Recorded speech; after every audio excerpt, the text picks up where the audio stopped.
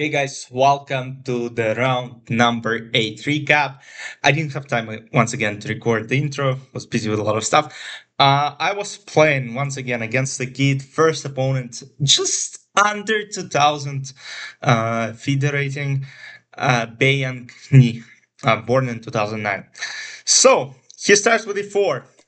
He didn't have a lot of games to prepare against, so I was like, okay, I repeated some of the lines, and guess what? I didn't guess. Knight f3 d6, d4 takes, knight d4, knight f6, knight c3 a6, and now he plays rook g1. The same rook g1 that I played in the previous game as a surprise to my international master opponent. So right now, there are multiple options. I mean, in my game yesterday, he played f5 and then he played h5. I could have done the same thing, but I decided to play because I have a lot of problems with time management in this tournament. I have also given my opponents a lot of space in some games with when I was playing black. So I decided to not play something that I don't know really, because e5 and then h5. I mean, I'm not familiar with any theory. I could play the same way that I am playing against me, but I was like, okay, I mean, I might mess it up, so I'll play something I know very well. Knight b3, bishop b6, g4, d5. I checked this many times. And what's interesting, takes bishop 15, knight c6, c3. This position occurs in a chessable course by Grandmaster and the second of Gukesh Gaevsky. He's very good opening specialist, and he recommends c3 and then consecutive knight d2. And because I have this chessable course with white pieces, uh, I kind of knew what I'm supposed to play, but after castle and knight d2, I forgot what I have to do. And guess what? King b8 that I played in the game is not the recommendation in the course. So, and I'll show you what I calculate as well. So, what I spent a lot of time thinking, what if I play bishop d6? Simple, yes. What I didn't like is there is knight c4. And then I calculate bishop c7, didn't calculate bishop c6.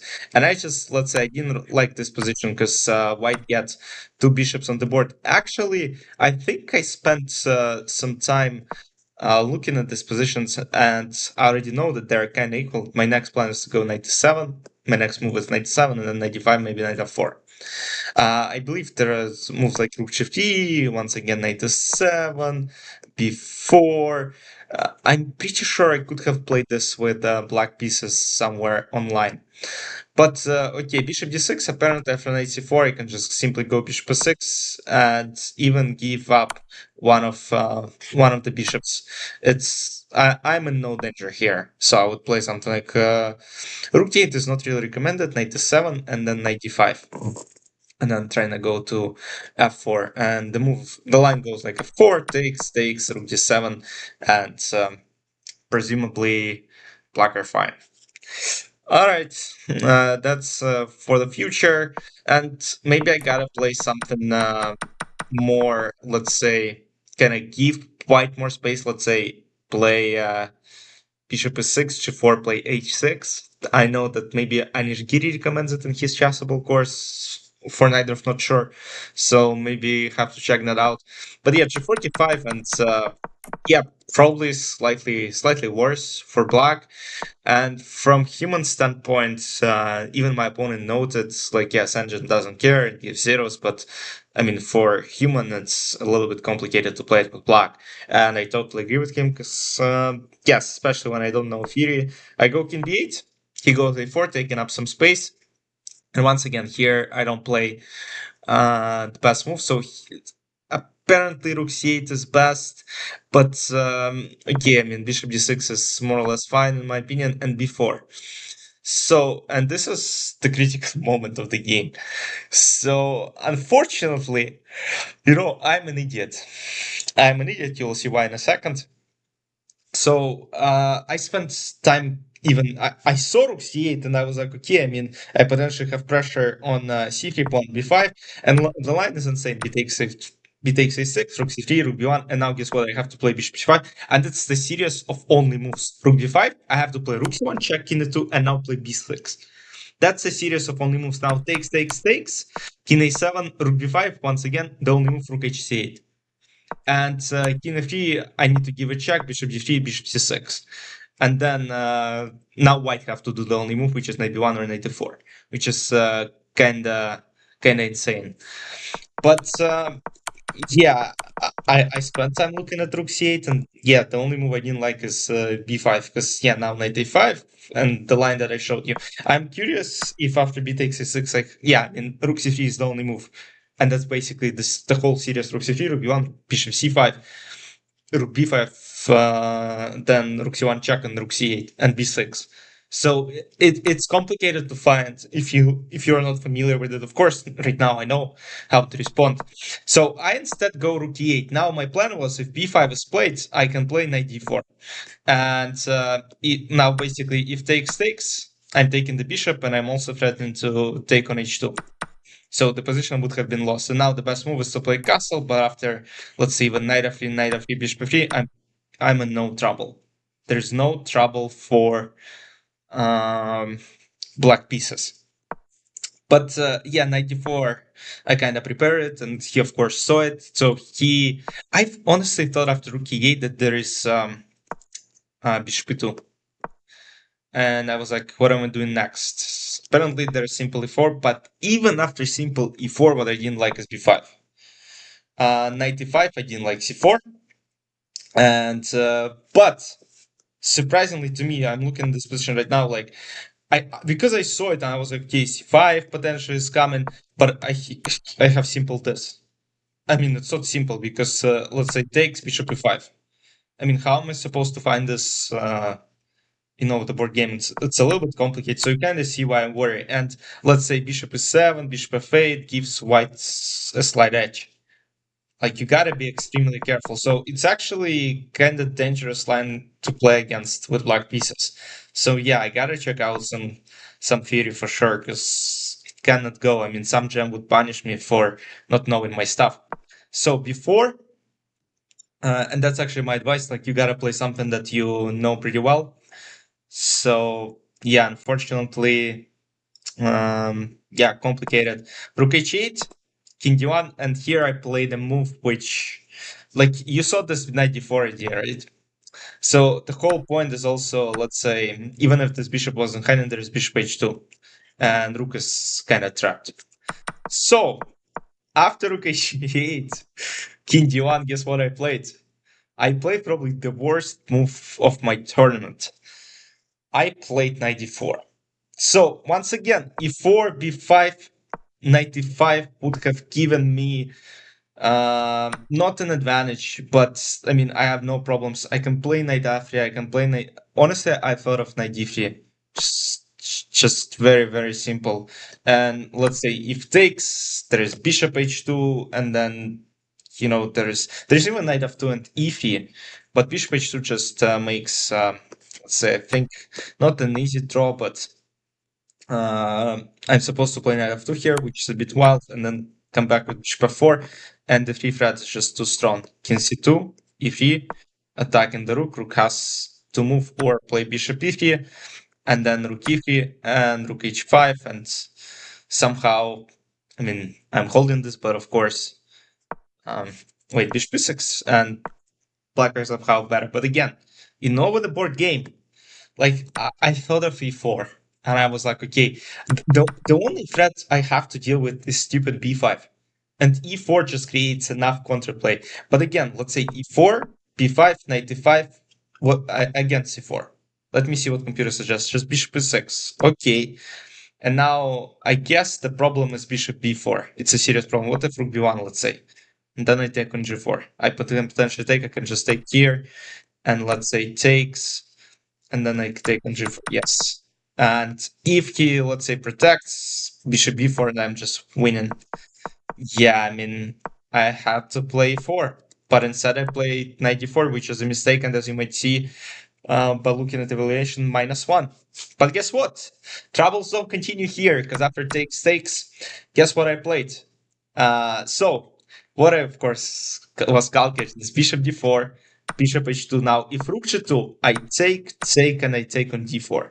So black are completely winning. So another move to suggest is rook g3, and now I calculated this, and apparently bishop g2 is strong, but I calculated bishop c4. And now my point was, if bishop c4, rook d4, my idea is to go rook d8, and basically press d2. Otherwise, the idea was to take on g4, take on g3, then have some pressure here, and start pushing pawns on the king side. And I was like, okay, I gotta be winning. And this position would have been winning because you might see in the evaluation minus 1.4. I mean, this is very good. But what I completely missed is bishop g5. And as soon as I played it c4, I realized bishop g5. No way. And now guess what? The best way is actually to play f6, bishop h4, and not taking on h2, but to play bishop b4. And somehow, I mean, it's +1 only. It's not like completely lost. Computer evaluates. You know, when there are many lines with the same evaluations, probably means like it's around equal. But yeah, I gotta check with stronger engines as well. But to me, this position looked not so good. But instead, I played bishop h2. Um, Bishop d8, rook d8, rook g2, bishop g2, bishop g2, and now d3. d3 with the sole idea of going rook d4. So d3 wasn't best again, had to play g6, but doesn't matter at this point, I'm completely lost. I go d3, trying to go rook d4. Rook a3, I go rook d4, attacking two pawns. Now he has a choice to play either bishop e4 or knight e4. Bishop e4 would have been a lot stronger. Also, instead of rook e3, there's some rook c1. There's bishop e4, which we discussed after the game with him because rook d4. I mean, pretty much the same thing. I mean, can play f3 probably, and bishop is just strong on e4. And at some point, pressure on b7 would be strong, and white will eventually take all the pawns. So rook a3 was played, I go rook d4, and now guess what? Rook d4, I play rook d4, and now I realize that knight f3. Knight f3 computer thinks it's a mistake, but can you see why? Can you see why it is a mistake? I mean, of course, you probably can just look at the engine and see why is it a mistake. Because basically, I saw rook g4, okay. I mean, now if knight h2, rook g2, right? So it's actually very good for black. But there is something more, bishop h3. And as soon as I played rook d4 and I saw knight f3, I was in panic. I was in panic mode because it looks like I'm just losing the second piece. But what happens is knight f3, rook g4, bishop h3. So bishop h3. And now let's say if I play rook f4, knight h2, rook h4, there is rook d3 and he's up to pieces. So I have to do something else. So the only move is right now to play rook b4. And guess what? After knight h2, rook b1, I attack the king, king d2, rook h1. I took the third pawn. I managed to take the third pawn, and if you're familiar with imbalances, 3 pawns for the piece is usually good. Rook h2 attack the pawn on f2. He goes king e2. I go g6 and I offer him a draw. And after some thinking, he agreed to it. So yes, tough game, complicated. I mean, here it's probably tough to play for a win for both sides, but I mean, it's easy for me to call, I think, because I can play f5 next, I can try to play b5, and this should be more or less fine for me. I mean, I'm not risking to lose this probably. I might play for a win, but it would have been too complicated. But yeah, not very happy with the game as far as, let's say, accuracy goes. Surprisingly, still giving me 92.1, which is kind of insane. But yeah, so we're moving to 4 out of 8. And this is how it goes. One more round to go.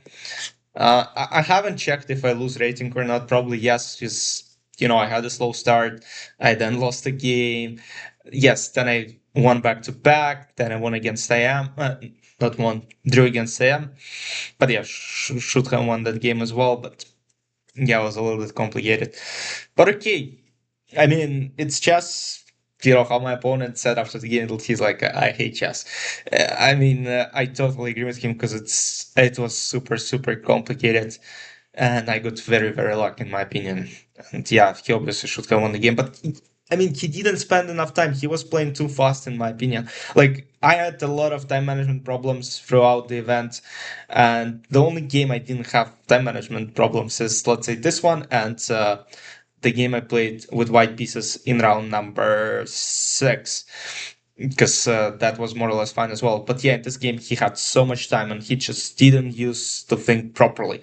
Because if he thought of, let's say, bishop e4, it's so easy to find. I mean, he should have calculated for a while, but he played just so quickly. He thought, the win is in his pocket. But yeah, chess is, very complicated game. So you gotta spend time especially, let's say, if you get a winning position, if you're up a piece, just spend time calculating stuff, because precision is very important and you gotta be precise in this game. So yeah, that's it for round number 8. I'll see you in round number 9. Once again, I hope you enjoyed. Make sure to like and subscribe to the channel. Yes, guys, I know you're watching without subscriptions. Please subscribe to the channel. It will help me with motivation of creating these videos, going to different events, and of course recording recaps, because I kind of enjoy it. And obviously, if you can learn some new things, I mean, that would mean a world to me. But yeah, guys, once again, let's get out of here. Bye bye.